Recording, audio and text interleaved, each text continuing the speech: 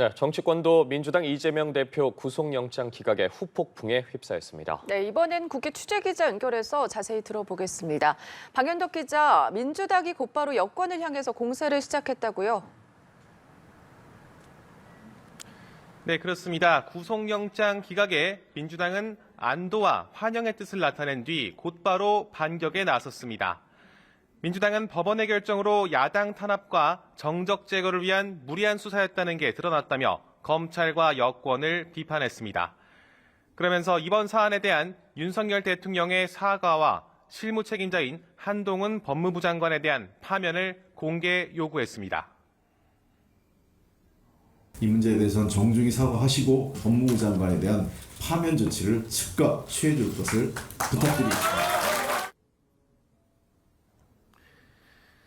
이 대표는 오늘 국회에 오는 대신 녹색병원에서 휴식을 취했는데 업무 복귀엔 오랜 시간이 안 걸릴 거라고 민주당은 전했습니다.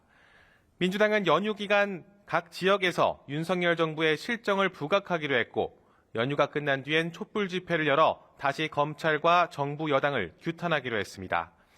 개별 의원들도 SNS에서 환영의 뜻과 대여 비판 메시지를 내놓으며 구속기로에서 생환한 이 대표의 당 장악력은 극대화되는 분위기입니다.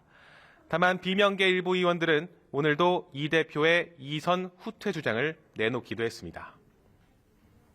네, 한편 국민의힘은 격앙된 분위기라고요? 네, 그렇습니다. 국민의힘은 오늘 오전 예정됐던 귀성 인사도 취소하고 긴급 의원총회를 소집했습니다. 이 자리에서 대통령의 사과와 법무부 장관 파면을 요구하는 민주당에 맞서서 이재명 대표의 사퇴를 촉구하기로 했습니다. 범죄 사실 소명 부분에 대한 이재명 대표의 사과와 당대표 사퇴를 요구하기로 했습니다.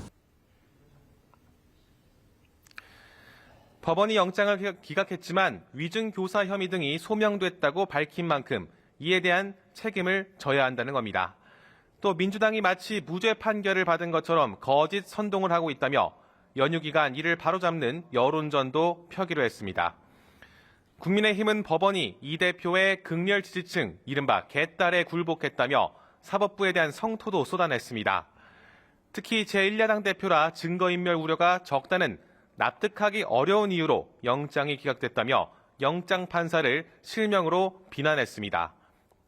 당 차원에서도 구속영장을 재청구하라고 검찰에 촉구했는데 일각에선 이번 사안이 추석 민심에 악영향을 미치진 않을지 우려하는 목소리도 나오고 있는 상황입니다. 지금까지 국회에서 전해드렸습니다.